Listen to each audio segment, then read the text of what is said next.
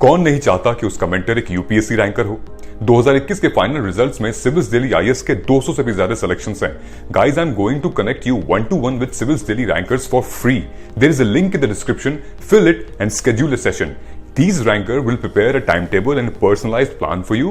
ये टॉपर्स आपको exactly वही बताएंगे कि कौन सी बुक फॉलो करनी है, कौन सा चैप्टर पढ़ना है। They will guide you in answer writing, mocks and accessing them। Don't miss this golden opportunity to get mentored by a ranker। Hello everyone, मेरा नाम शुभांकर प्रत्युष पाठक है। मैंने सिविल सेवा परीक्षा 2021 में 11वीं रैंक प्राप्त की है। ये मेरा पहला प्रयास था। मेरा ऑप्शनल मैथमेटिक्स है और मैंने राउज़ आईएएस से ऑनलाइन कोचिंग की थी अपने इस अटेम्प्ट के लिए। मैं आपसे विस्तार में अपनी जो ये प्रिपरेशन की जर्नी है उसके बारे में बताना चाहता हूँ। क्या क्या मैंने किताबें फॉलो की, क्या क्या स्टेप्स फॉलो किए, ताकि आप भी मेरे जर्नी से कुछ सीख पाएँ और उसको रेप्लिकेट कर सकें। उससे पहले मैं आपको अपने बारे में थोड़ा बताना चाहूँगा। 10वीं और 12वीं मैंने दिल्ली से पास की है, संस्कृति स्कूल चाणक्यपुरी से। 2016 से 2020 के बीच में मैंने इलेक्ट्रिकल इंजीनियरिंग की IIT ISM धनबाद से। उसके बाद मैं 6 महीने एज सॉफ्टवेयर डेवलपर काम कर रहा था सिस्को सिस्टम्स बेंगलोर में। मेरा हमेशा से रुझान था कि मैं सिविल सर्विसेज की तरफ जाऊं, बट सोशल साइंसेज के सब्जेक्ट्स में बहुत ज़्यादा कॉन्फिडेंट नहीं था, इसीलिए मैं अपना ये डिले करता चला गया डिसीजन। जब 2020 में लॉकडाउन लगा तब मुझे लगा ये अतिरिक्त समय है मेरे पास तैयारी करने का, तब मैंने अपनी तैयारी शुरू की। अब हम प्रीलिम्स की तरफ बढ़ेंगे। मैं आपको अपनी प्रीलिम्स की स्ट्रैटेजी बताऊँगा, क्या क्या किताबें मैंने फॉलो की। पॉलिटी के लिए मैंने लक्ष्मीकांत की किताब एम लक्ष्मीकांत जो बुक है मैंने वो फॉलो की। मॉडर्न इंडिया के लिए स्पेक्ट्रम की किताब है जो राजीव अहिर सर ने लिखी है। एंशिएंट हिस्ट्री में जो पुरानी एनसीईआरटी है RS शर्मा सर की, जो एक येलो कलर का उसका कवर आता है, मैंने वो पढ़ी। मिडीवल हिस्ट्री के लिए मैंने कोई किताब नहीं पढ़ी है। मिडीवल हिस्ट्री में अगर आप देखें तो यूपीएससी ये ज़्यादा जानना चाहता है कि जो एडमिनिस्ट्रेटिव चेंजेस किए थे उस समय के रूलर्स ने, उसमें यूपीएससी का ज़्यादा फोकस रहता है, ना कि कौन से रूलर ने किसके साथ लड़ाई की और कौन से बैटल जीते। तो आप भी उस हिसाब से अपनी तैयारी रखें। ज्योग्राफी के लिए मैंने 11वीं और 12वीं की एनसीईआरटी पढ़ी थी। एनवायरनमेंट के लिए लोग शंकर आईएएस की किताब पढ़ते हैं, वो 400 पेज की किताब है। क्योंकि मेरे पास इतना समय नहीं था तो मैंने वो नहीं पढ़ा। मैंने अपने जो क्लास नोट्स थे कोचिंग के, और एक कंपस मैगज़ीन है राउज़ आईएएस का ही, वो बहुत अच्छी मैगज़ीन है एनवायरनमेंट के लिए, तो मैंने उससे अपनी एनवायरनमेंट की तैयारी की। अगेन इंटरनेशनल रिलेशंस के लिए मैंने राउज़ आईएएस की कंपस मैगज़ीन से ही उसको अपनी तैयारी करी। साइंस एंड टेक्नोलॉजी के लिए जो बायोटेक्नोलॉजी वाला पार्ट है उसको आप एनसीईआरटी से पढ़ सकते हैं। जो 12वीं की एनसीईआरटी है, लास्ट के कुछ चैप्टर्स मैंने पढ़े थे और उसमें थोड़ा सा एनवायरनमेंट का भी पार्ट दिया हुआ है, उसको आप ज़रूर पढ़ें। उसको मैंने फिर अपने क्लास नोट के साथ ऐड किया था, क्योंकि ये ऐसे सब्जेक्ट है जिसमें कोई अच्छी किताब है नहीं मार्केट में, जो ऑलरेडी पूछ रखा है यूपीएससी ने, और जो करंट अफेयर्स में डोमिनेट करते हैं, हमें वही पढ़ना पड़ता है। जहाँ तक करंट अफेयर्स की बात है, मैं सुबह द इंडियन एक्सप्रेस न्यूज़पेपर पढ़ता था। स्पेशली उसका जो एक्सप्लेन सेक्शन है वो काफ़ी अच्छा है, और उसको मैंने कॉम्प्लीमेंट किया राउज़ आईएएस के फोकस मैगज़ीन के साथ। ये इनका मंथली करंट अफेयर्स का एडिशन है। मैं ये ज़रूर पढ़ता था हर महीने। उसको मैं पहले 15 दिन में कंप्लीट करता था और अगले 15 दिन रिवाइज़ करता था। हर एक एडिशन मैंने 4-4 या 5-5 रिवाइज़ की होगी, जून 2020 से लेके फिर जितने भी एडिशंस आए प्रीलिम्स और मेंस तक। तो ये मेरी पूरी बुक लिस्ट रही थी प्रीलिम्स के लिए। इकोनॉमी के लिए मैंने कोई किताब नहीं पढ़ी थी। अगेन मैंने अपने क्लास नोट्स के साथ उसको ऐड किया था। मेंस देने के बाद हालांकि मैंने नितिन सिंघानिया सर की बुक पढ़ी थी इंडियन इकोनॉमी की, वो काफ़ी अच्छी किताब है, वो आप पढ़ सकते हैं प्रीलिम्स के लिए भी। अब हम आते हैं प्रीलिम्स को सॉल्व हमें कैसे करना है, जो सवाल आते हैं। सबसे पहली चीज़ तो हमको ये समझनी होगी कि प्रीलिम्स में इकोनॉमी, एनवायरनमेंट, पॉलिटी और मॉडर्न हिस्ट्री मिला के 60 से ज़्यादा सवाल आते हैं। तो ये आपका 60% पेपर बन के आता है, और इनके जो रिसोर्सेज मैंने अभी मेंशन किए और जैसे इनके सवाल आते हैं, ये काफ़ी हद तक आप सॉल्व कर सकते हैं। तो आपको यहाँ पे अपना स्टैटिक सिलेबस काफ़ी स्ट्रॉन्ग करना पड़ेगा, ताकि आप यहाँ से मैक्सिमम मार्क्स स्कोर कर पाएँ। तो ये सबसे पहले आपको PYQs देख के एनालाइज करनी पड़ेंगी। रही बात मॉक टेस्ट की, क्योंकि मैं राउज़ आईएएस का स्टूडेंट था तो मैंने उनकी पूरी प्रीलिम्स की टेस्ट सीरीज़ दी। मैंने ऑनलाइन वेबसाइट पे बाकी कोचिंग के भी आ जाते हैं टेस्ट सारे, मैंने वहाँ से भी डाउनलोड करके फुल लेंथ टेस्ट सारे दिए, और उसको मैंने फिर ठीक से एनालाइज़ किया। जो मेरी गलतियाँ थी मैं कोशिश करता था कि उनको मैं रिपीट ना करूँ। हमें मॉक टेस्ट देने का ऑब्जेक्टिव मार्क्स देखना नहीं है। हमें मॉक टेस्ट इसलिए देना है कि मान लीजिए जैसे अगर मैंने फंडामेंटल राइट्स का चैप्टर पढ़ा है, तो उसके सवाल जो आ रहे हैं पेपर में वो मैं गलत ना करूँ। बहुत सारे मॉक टेस्ट में आप देखेंगे फैक्चुअल क्वेश्चंस थोड़े ज़्यादा होते हैं, वो आपसे नहीं भी हो रहे सॉल्व तो उसकी आप चिंता मत करिए, लेकिन जो एटलीस्ट कोर स्टैटिक सिलेबस का पार्ट है वहाँ के सवाल आपसे गलत नहीं होने चाहिए। तो मैं इस तरीके से मॉक टेस्ट को अप्रोच करता था। दूसरी जो सबसे इंपॉर्टेंट चीज़ है वो प्रीवियस ईयर क्वेश्चंस। तो मैंने यूपीएससी के 2013 के बाद सारे पेपर को बहुत अच्छे से एनालाइज किया, सबको मैंने सॉल्व किया। उसके बाद जो हर एक सवाल के ऑप्शंस हैं, अगर आप देखेंगे तो 1-2 साल बाद वो सवाल बन के आ जाते हैं। तो मैंने फिर हर एक ऑप्शन पे भी ठीक से नोट्स बनाए और मैं वहीं पेपर में लिख देता था अपने नोट्स, ताकि फिर बाद में जब मैं पेपर दोबारा देख रहा हूँ तो तुरंत रिवाइज हो जाए। मैं ये बताना चाहूँगा कि प्रीलिम्स के लास्ट के 15 दिनों में आप बाकी सब कुछ पेपर्स हटा के खाली यूपीएससी के पेपर्स देखते रहें, ताकि आपको पता चलेगा कि यूपीएससी स्टेटमेंट्स कैसे बनाता है, कैसे स्टेटमेंट्स गलत करता है और कैसे स्टेटमेंट्स जो जनरल स्टेटमेंट्स होते हैं वो कैसे सही होते हैं। बेसिकली आप यूपीएससी की लैंग्वेज के आदी हो जाएंगे, ताकि जब आप एक्चुअली में प्रीलिम्स दे रहे हो तब आपको समझ आएगा कि हाँ, यूपीएससी ऐसे स्टेटमेंट्स गलत करता है यूजुअली, और यूजुअली ऐसे स्टेटमेंट सही होते हैं। तो वो आपको एलिमिनेशन में काफ़ी हेल्प करेंगे। एक और जो मैं बात बोलना चाहूँगा प्रीलिम्स को लेके, कि हमें यूजुअली लगता है कि प्रीलिम्स में 100 सवाल आते हैं, बट प्रीलिम्स में अगर आप एक्चुअली देखें तो 250 स्टेटमेंट आते हैं। तो हमें जितने ज़्यादा स्टेटमेंट्स के बारे में कन्फर्म पता होगा कि ये एग्जैक्टली सही है और ये एग्जैक्टली गलत है, हमारे लिए उतना ही आसान प्रीलिम्स का पेपर सॉल्व करना हो जाएगा। इसीलिए हमारा फोकस होना चाहिए कि हम लिमिटेड मटेरियल बार बार पढ़ें, ताकि उनमें से अगर कोई भी स्टेटमेंट आए तो हमें पता चले कि हाँ, ये मैंने पढ़ा था और ये गलत था या ये सही है। जो चीज़ें हमें नहीं आती है वहाँ से हम अगर कुछ एलिमिनेट कर पाएँ तो अच्छी बात है, अदरवाइज़ हमें ब्लाइंड गेसेस नहीं मारने हैं। यूपीएससी प्रीलिम्स में जो एक एलिमिनेशन जो हम कहते हैं कि हमको एलिमिनेट करके आंसर तक पहुंचना है, वो एक मेथड टू मैडनेस है। वो ऐसा नहीं है कि आप अंधे तुक्के मार के आते हैं। इस चीज़ में मैंने वरुण जैन सर की बहुत हेल्प ली। उनका एक प्लेटफॉर्म है 8 सारथी का, उन्होंने वहाँ पे एलिमिनेशन ट्रिक्स बहुत अच्छे से बता रखी हैं और मैं उनसे काफ़ी टाइम से एसोसिएटेड रहा हूँ, तो आप उनको भी फॉलो कर सकते हैं। तो ये प्रीलिम्स का पेपर सॉल्विंग का स्ट्रैटेजी है। प्रीलिम्स में एक और चीज़ बहुत महत्वपूर्ण है कि हमको सवाल कितने अटैम्प्ट करने हैं। तो ये आप पहले से नहीं डिसाइड करके जा सकते हैं कि मैं 85 ही अटैम्प्ट करूँगा या मैं 90 ही अटैम्प्ट करूँगा। ये आपको पेपर देख के एनालाइज करना पड़ेगा कि ये पेपर कितना डिफ़िकल्ट है और आपको अपनी तैयारी के हिसाब से कितना डिफ़िकल्ट लग रहा है। अगर आपकी तैयारी अच्छी है और आपको ये पेपर टफ़ लग रहा है तो सबके लिए टफ़ होगा, तो वहाँ पे ऑटोमेटिकली कट ऑफ नीचे जाएगा। तो ताकि आपका नेगेटिव स्कोर कम हो, आप उतने ही अटैम्प्ट करिए जितने आपको उस समय लग रहा हो कि इनफ है। आप ये नहीं सोच के जा सकते कि 90 मैंने सोचा है तो मैं किसी तरह 90 पहुँच ही जाऊँगा। इस चक्कर में आपके नेगेटिव ज़्यादा हो जाएंगे और आप एक बहुत डेंजरस कैटेगरी में पहुँच जाएंगे जहाँ आप कट ऑफ के जस्ट +-2 में आ सकते हैं। तो वो एक बहुत ख़राब सिचुएशन हो जाएगी प्रीलिम्स के जस्ट बाद। एक और बात, जैसे मैंने करंट अफेयर्स की बात की, मैंने पेपर और फोकस मैगजीन ही पढ़ा। आप अगर देखें 2016-17 के पेपर में करंट अफेयर्स का बहुत बड़ा रोल था प्रीलिम्स में, बट हाल फिलहाल में वो कम हुआ है, जहाँ स्टैटिक ज़्यादा इंपॉर्टेंट बना है। तो करंट अफेयर्स आप उतना ही पढ़ें जितनी ज़रूरत है। बहुत लोग लास्ट में कंपाइलेशंस पढ़ते हैं, मैंने वो नहीं पढ़ी थी क्योंकि मुझे लगा 1 महीने में 6 या 7 किताबें मैं 2-3 बार में नहीं पढ़ पाऊँगा, तो इससे अच्छा मैंने अपने फोकस मैगजीन ही दोबारा रिवाइज़ कर ली। यहीं पे मैं राउज़ आईएएस का एक क्वालिटी इंप्रूवमेंट प्रोग्राम है, उसकी बात करना चाहता हूँ। वहाँ पे क्योंकि मैं उनका स्टूडेंट था तो मैं उसमें एनरोल्ड था। वो बहुत एग्ज़ाम सेंट्रिक अप्रोच है और मुझे उसने बहुत हेल्प किया। तो मेरी पूरी प्रीलिम्स की स्ट्रैटेजी यही थी कि आप कम सोर्सेस पढ़ें, बट आप उसको इतने बार पढ़ें कि एग्ज़ाम में अगर आपके पढ़े हुए में से कुछ आ रहा है तो आपको एकदम गारंटीड पता हो कि ये सही है या गलत है।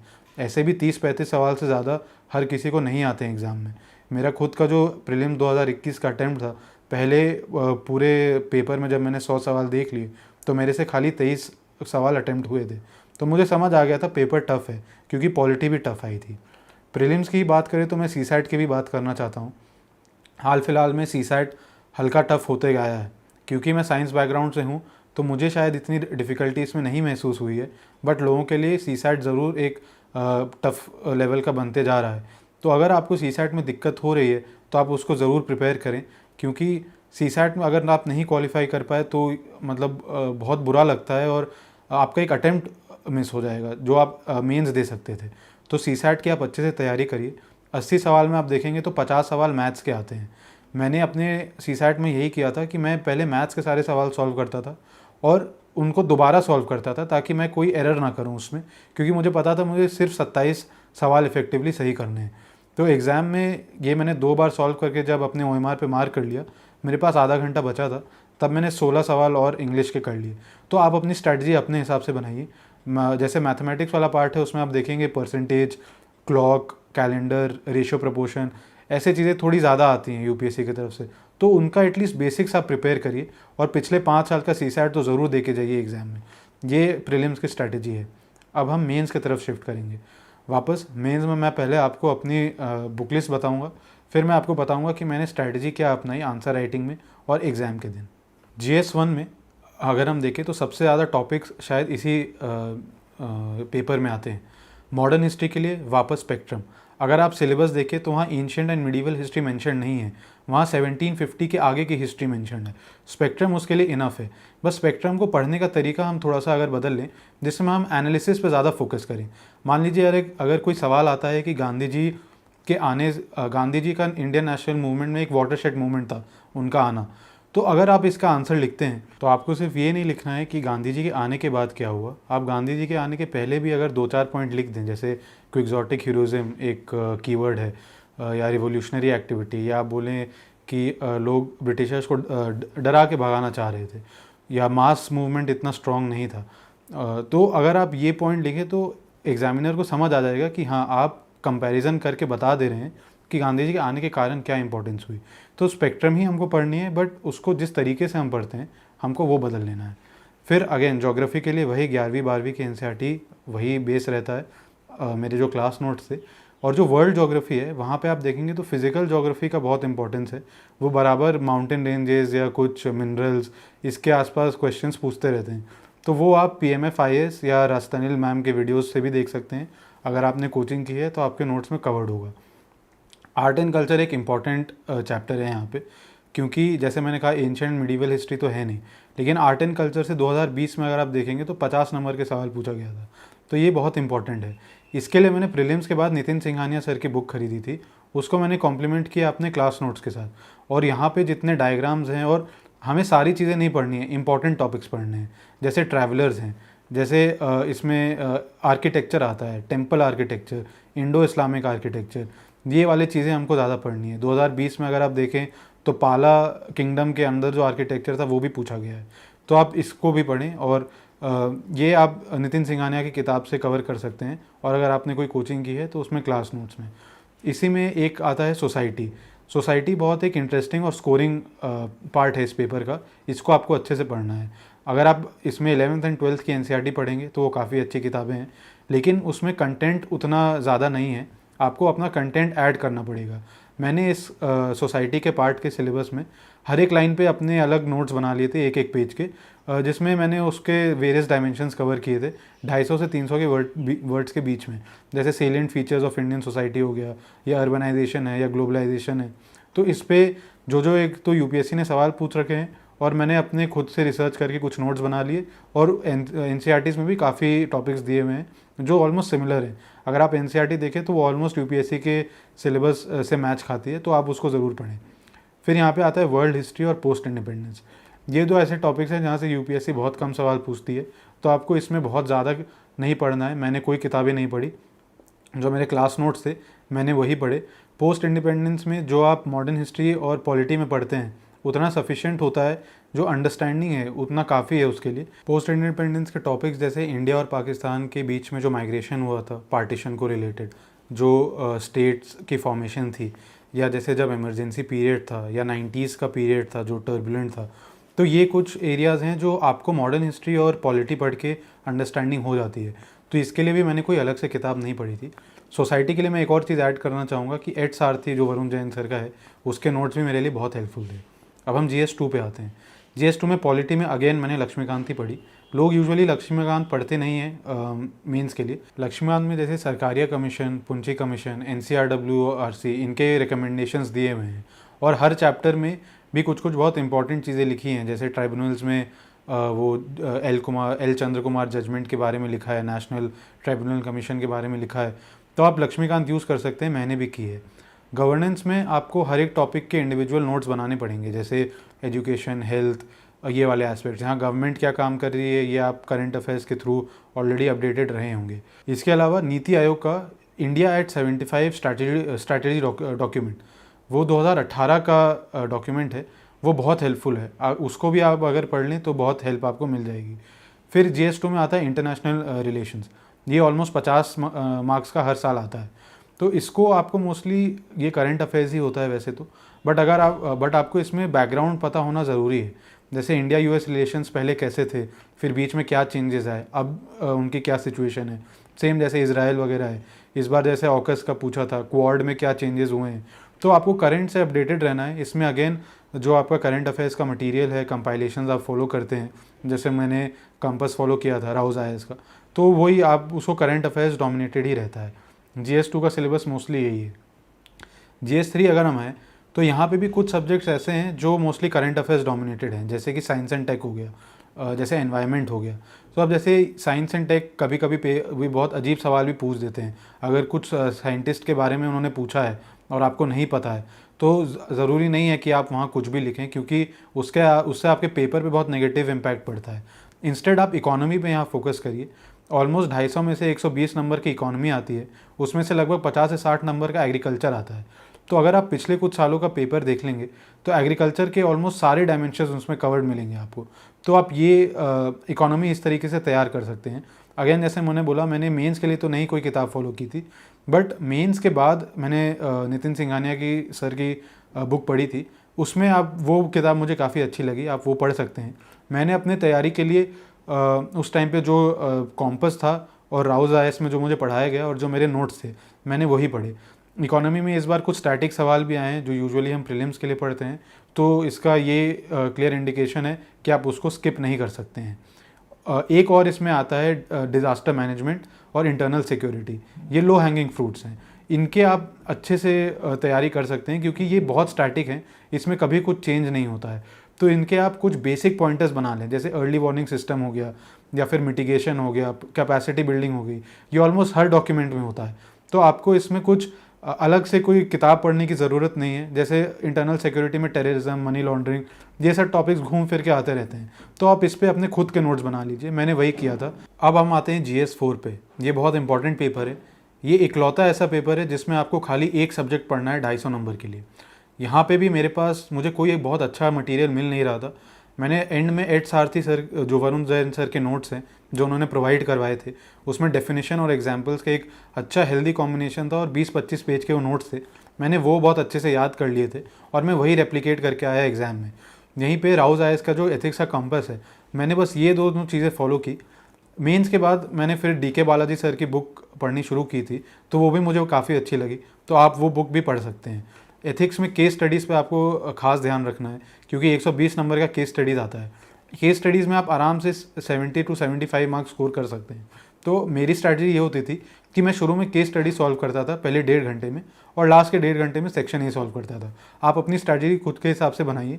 एथिक्स एक लेंदी पेपर है, तो यहाँ पे आपको जो मॉक टेस्ट है ये बहुत ज़रूरी हो जाते हैं। मैंने अपने लास्ट में भी आई थिंक मैंने 12 या 13 फुल लेंथ टेस्ट दिए थे एथिक्स के, और एंड में भी मैं खाली आई थिंक मैक्सिमम 2 घंटा 55 मिनट में ही पेपर ख़त्म कर पा रहा था।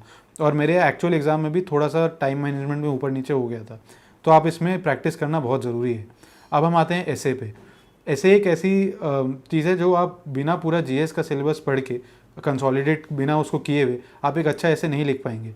ऐसे के लिए सबसे सटीक स्ट्रैटेजी यही है कि आप प्रीवियस ईयर एसेज उठाएं, उनको सॉल्व करें, और अब अपने दोस्तों से, टीचर्स से, मैं इनफैक्ट अपने भाई से भी उसको रिव्यू करवाता था जो कि तैयारी नहीं कर रहा है, एक जनरल पर्सपेक्टिव जानने के लिए कि मैं कैसा लिख रहा हूँ। इस ऐसे में सबसे इंपॉर्टेंट है रिव्यू करवाना, कि लोगों को आप जो आइडिया बताना चाह रहे हैं आप वो बता पा रहे हैं कि नहीं।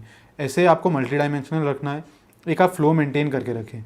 मैं अपने ऐसे में बीच में कुछ सवाल लिखता था और फिर उनके जवाब भी देता था, तो उस हिसाब से मैं थोड़ा उसको क्वेश्चन आंसरिंग लाइन पे भी कभी कभी रखता था।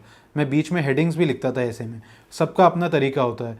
कुछ लोगों ने मुझे इस चीज़ के लिए मना भी किया, बट मैंने अपनी स्ट्रैटेजी कंटिन्यू रखी और मुझे एक ऐसे में इस साल 135 नंबर आए हैं। अब ये ऑलमोस्ट हमारी GS की पूरी तैयारी कवर हो जाती है। तो इसके बाद मैं आना चाहूँगा आंसर राइटिंग पे। आंसर राइटिंग सबसे इंपॉर्टेंट पार्ट है मेंस का, क्योंकि भले ही आप कितना भी इन्फॉर्मेशन कलेक्ट कर पाएँ, अगर उसको आप नहीं लिख के बता पा रहे हैं एग्जामिनर को 3 घंटे के अंदर, तो ये आपके इन्फॉर्मेशन और नॉलेज का कोई यूज़ नहीं रहेगा। आंसर राइटिंग मैंने तब शुरू की थी जब प्रीलिम्स पोस्टपोन हो गया था जून के बाद। वो 2 महीने में मैंने बहुत एक्सटेंसिव आंसर राइटिंग की। यहाँ पे वरुण जैन सर का live answer writing session course था जो मैंने ज्वाइन किया, वहाँ हर ऑल्टरनेट डे वो हमसे क्वेश्चंस लिखवाते थे एक टाइम बाउंड मैनर में। वो उस चीज़ ने मुझे बहुत हेल्प किया। वहाँ पे एक्चुअली हुआ ये कि मेरा जो आंसर राइटिंग का डर था वो चला गया, एंड मुझे ये भी समझ आया कि उस लिमिटेड टाइम में मुझे कितना लिखना है। हमारी एक आदत होती है कि हमें जितना नॉलेज आता है हम वो सारा उतार देना चाहते हैं पेपर पे, बट अगर आप ये करने बैठेंगे तो आप सारे सवाल नहीं कंप्लीट कर पाएंगे। आपको उतना ही लिखना है जितना आपसे पूछा गया है, और आप वर्ड लिमिट पे खास करके फोकस करिए। आपके ज़्यादा लिखने से आपको नंबर नहीं मिलने वाले हैं, आपके कंटेंट से आपको नंबर मिलने वाले हैं। तो मैं यही बोलूँगा कि आप आंसर राइटिंग पे तब फोकस करें जब आपने अपना कुछ पोर्शन और सिलेबस कंप्लीट कर लिया है, जैसे मॉडर्न हिस्ट्री है या पॉलिटी है या इकोनॉमी है। ये ऐसे सब्जेक्ट्स हैं जहाँ पे आप स्टैंड अलोन आंसर राइटिंग कर सकते हैं, यहाँ पे आपको बाकी चीज़ों की उतनी ज़रूरत नहीं है। बट जैसे सोसाइटी है या इंटरनेशनल रिलेशंस है, यहाँ के आंसर्स थोड़े मल्टी डायमेंशनल हो सकते हैं। तो ये जब आप अपना जीएस कंसोलिडेट कर लें तभी आप इसमें आंसर राइटिंग करें। फिर मैंने दूसरी अपनी आंसर राइटिंग शुरू की प्रीलिम्स के रिजल्ट के बाद। अक्टूबर एंड नवंबर और दिसंबर के स्टार्टिंग में मैंने बहुत आंसर्स लिखे।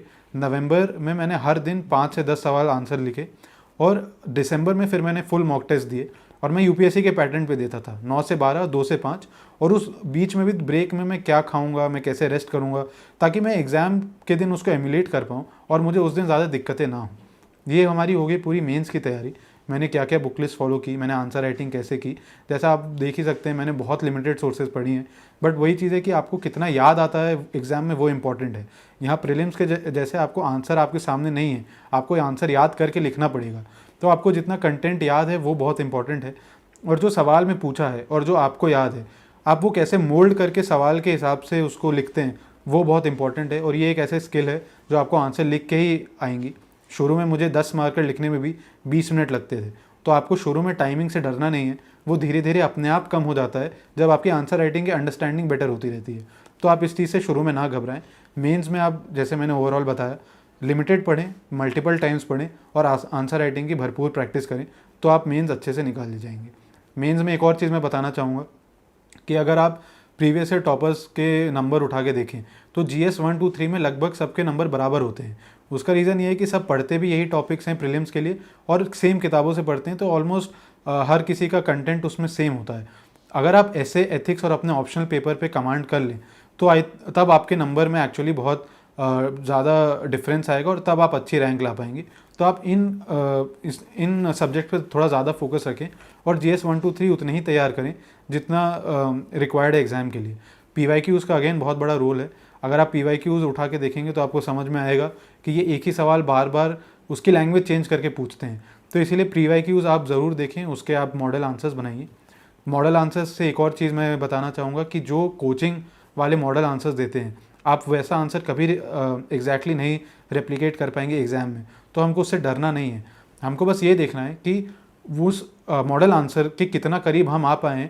जो चीज़ें वो लिखना चाह रहा है क्या उसी के आसपास हमने भी कुछ लिखा है, और वहाँ पे अगर हमको कुछ अच्छा डेटा या कुछ ऐसे पॉइंट मिले जो हमें लगे कि बहुत अच्छा है, वो हम अपने अंदर नोट्स में इनकॉर्पोरेट कर लेंगे।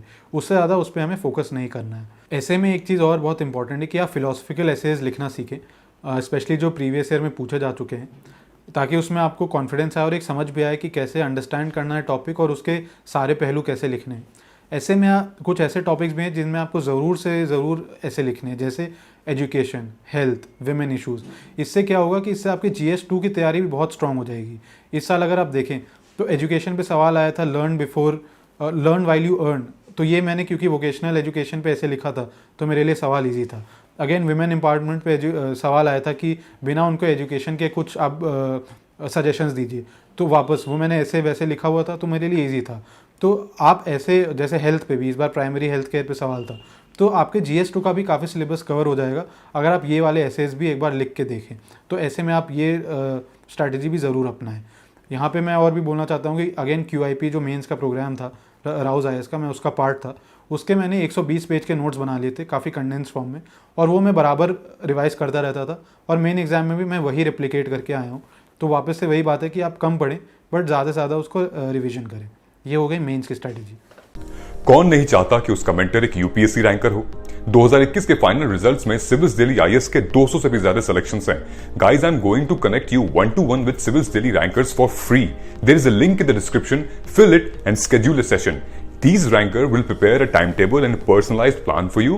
ये टॉपर्स आपको exactly वही बताएंगे कि कौन सी बुक फॉलो करनी है, कौन सा चैप्टर पढ़ना है. They will guide you in answer writing, mocks and accessing them. Don't miss this golden opportunity to get mentored by a ranker. अब मैं आपको इंटरव्यू के बारे में बताना चाहूँगा. इंटरव्यू में आपको अपने डैफ के ऊपर जितने भी वहाँ प्लेसेस मेंशन हैं, जो भी आपने यूनिक चीज़ें मेंशन कर रखी हैं, आपके हॉबीज़, आपको उस पर बहुत अच्छे से नोट्स बनाने हैं.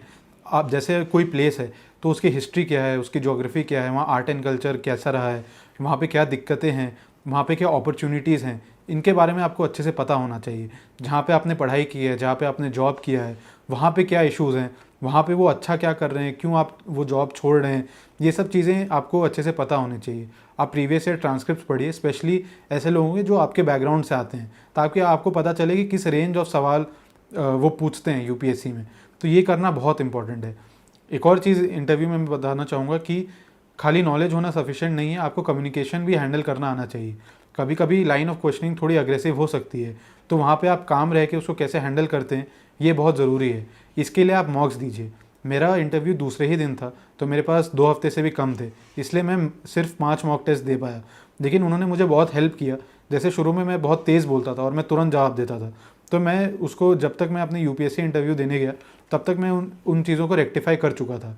यूपीएससी के इंटरव्यू में आप कॉन्फिडेंट रहिए, आप ऑनेस्टी से बात करिए, जो आपकी पर्सनल व्यूज़ हैं आप उसको रखिए, और जहाँ आप उसको डेटा से थोड़ा सा कंसोलिडेट कर सकते हैं आप उनको बताइए. तो आपको वहाँ पे कुछ ज़्यादा अलग नहीं करना है, बस जो सवाल हम पहले शायद लिखते थे वो हमको उनको बताना है. और आंसर राइटिंग में एक चीज़ होती है कि हमारे को क्वेश्चन पढ़ने के बाद 30 सेकेंड या 40 सेकेंड में हम अपने थॉट्स ऑर्गेनाइज कर सकते हैं. इंटरव्यू में शायद 5 या 10 सेकेंड ही मिलते हैं. तो ये चीज़ की आप प्रैक्टिस करें, ये बहुत ज़रूरी है. इंटरव्यू में आपको मैक्सिमम से मैक्सिमम अपनी ऑनेस्टी दिखानी है, आपको जो अपने थॉट प्रोसेस है वो बताना है, जो आपके लाइफ के एक्सपीरियंसेस हैं वो आपसे जानना चाहते हैं. वहाँ आपको कोई रिजेक्ट करने के लिए नहीं बैठा है, वो आपको सेलेक्ट करने के लिए बैठे हैं. आप उनको अपने एल्डर्स के जैसे रिस्पेक्ट दीजिए, उनसे कामली बात करिए, रिस्पेक्ट से बात करिए, और आप इंटरव्यू अच्छा करेंगे. जैसे मेरे इंटरव्यू में कुछ सवाल बहुत भारी थे, जैसे रिजर्वेशंस पे सवाल पूछे गए, बिहार के लॉ एंड ऑर्डर पे सवाल पूछे, इन्वेस्टमेंट क्यों नहीं आता है, बिहार की माइग्रेशन प्रॉब्लम पे सवाल पूछे, इंडो चाइना इंडो पाकिस्तान पे सवाल पूछे. तो मेरा इंटरव्यू काफ़ी भारी टॉपिक्स पे चला. तो लास्ट में मैं अपने इंटरव्यू को लाइट करने के लिए मैंने मैम से कहा कि मैं कुछ शेयर करना चाहता हूँ, और मैंने किशोर कुमार का जो गाना है कि आज उनसे पहली मुलाकात होगी, फिर आमने सामने बात होगी, फिर होगा क्या क्या पता क्या खबर, बस इतनी मैंने ऐसे ही उनको सुनाया. एंड बोर्ड में फिर सब लोग थोड़ा सा मुस्कुराए, थोड़ा सा हंस दिया और माहौल लाइट हो गया. तो आई थिंक आप अपना जो प्रेजेंस ऑफ माइंड है वो कैसे दिखाते हैं वो भी बहुत इंपॉर्टेंट है, और ये बहुत इंपॉर्टेंट पैरामीटर बन जाता है. तो इंटरव्यू के लिए भी आपको उतनी ही तैयारी करनी है जितने आप बाकी स्टेजेस के लिए करते हैं. इसको आप हल्के में ना लें, क्योंकि ये ऑलमोस्ट 15% ऑफ द मार्क्स हैं. बट अगर आप सेलेक्टेड टोटल मार्क्स देखें इंटरव्यू और रिटन मिला के, तो ये 20% तक भी पहुंच जाता है. तो इसीलिए इसका इंपॉर्टेंस बहुत ज़्यादा है, आपको इसकी तैयारी बहुत अच्छे से करनी है. ये मेरी पूरी एक स्ट्रैटेजी थी प्रीलिम्स, मेंस और इंटरव्यू को लेके. फाइनली मैं एक चीज़ बोलना चाहूँगा कि अगर आप प्रीवियस ईयर टॉपर्स के नंबर्स उठा के देखें, तो वहाँ पे जैसे मैंने पहले बोला कि ऐसे एथिक्स, ऑप्शनल्स, ये आपके कोर्स और स्ट्रॉन्ग एरियाज़ होने चाहिए, क्योंकि यही डिफरेंशिएटिंग फैक्टर होते हैं. आप अपनी तैयारी भी वैसे ही करिए. जब आप अपनी तैयारी शुरू करते हैं तो जो लक्ष्मीकांत, स्पेक्ट्रम, ये कुछ ऐसे किताबें हैं जैसे एनसीईआरटी ज्योग्राफी की, जो प्रीलिम्स और मेंस दोनों में काम आएगी. तो आपकी ये तैयारी इंटीग्रेटेड होती है. आप शुरू में प्रीलिम्स और मेंस की तैयारी इंटीग्रेटेड करें, जिसमें मेंस की पे आप फोकस थोड़ा ज़्यादा रखें. प्रीलिम्स के लिए लास्ट के 2-2.5 महीने बहुत हैं कि अगर आप उसमें सिर्फ प्रीलिम्स ओरिएंटेड पढ़ाई करें, क्योंकि हमारी तैयारी ऐसी होनी चाहिए कि जैसे ही प्रीलिम्स हमारा क्लियर हो, मेंस हमारा रुकना नहीं चाहिए. और इंटरव्यू तो फिर उस दिन के ऊपर है, तो एटलीस्ट मेंस की हमारी तैयारी स्ट्रांग होनी चाहिए, क्योंकि वहाँ पे नंबर काफ़ी हद तक हमारे कंट्रोल में होते हैं. तो मैं आप सबको ऑल द बेस्ट विश करना चाहूँगा. एंड मैं होप करूँगा कि मेरे स्ट्रैटेजी से आपको कुछ हेल्प मिली हो, एंड आप सब फ्लाइंग कलर से एग्ज़ाम पास करें. Thank you so much.